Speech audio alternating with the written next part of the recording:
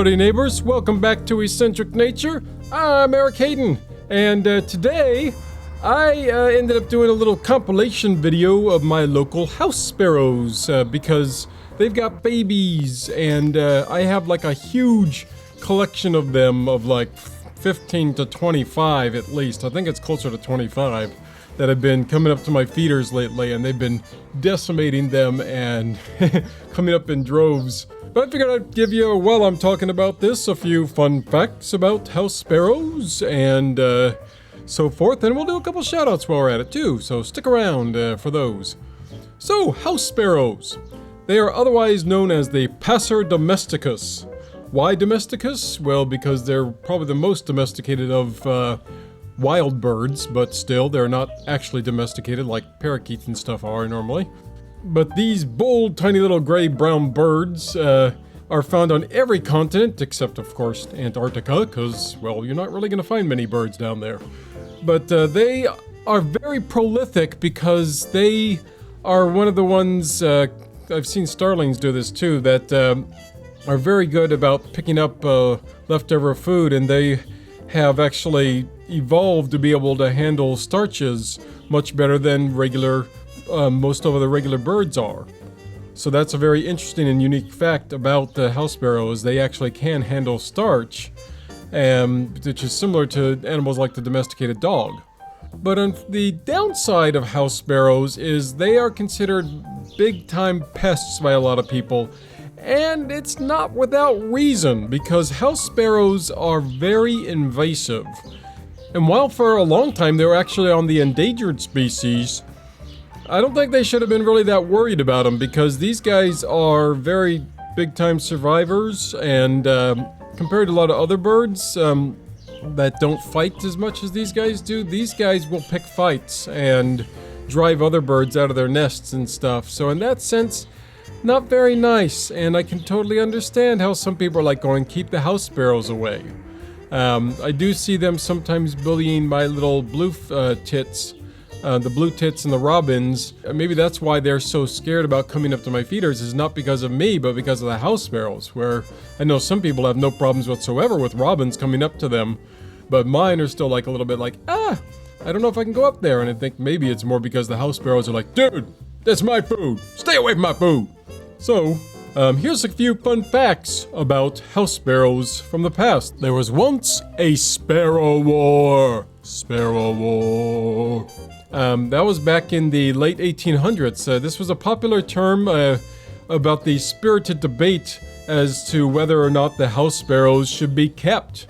And this debate actually reached its height in Massachusetts during 1877 and 78, when there was like this mass hysteria about whether or not these house sparrows, which were brought over from England, where I'm at now, should be left alive in the States. The fact is, though, that even when they tried to eradicate them, they just kept coming back. So even when they went to the endangered side, these guys still find a way to always return.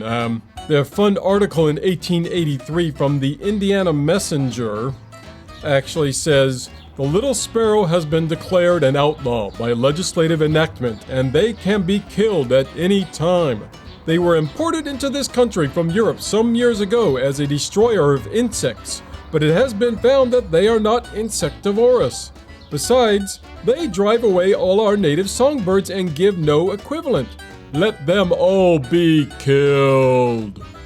And this is actually quite true. They were brought over to get rid of insects. I have one stat that actually says that on average 60% of their diet comes from livestock feed, so corn, wheat, oats and such, 18% from cereals, and 17% from weed seeds, and only 4% from insects. So, not so insectivorous.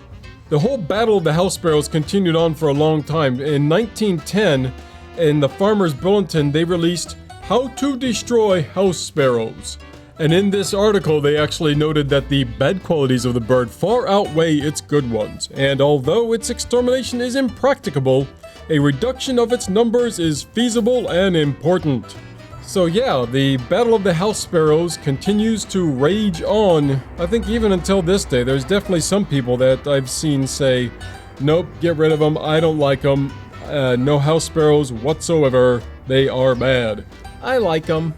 They're still, you know, cute and everything and fun. But yeah, I totally understand how some people are like, nope, they get rid of our native songbirds and they need to be culled down.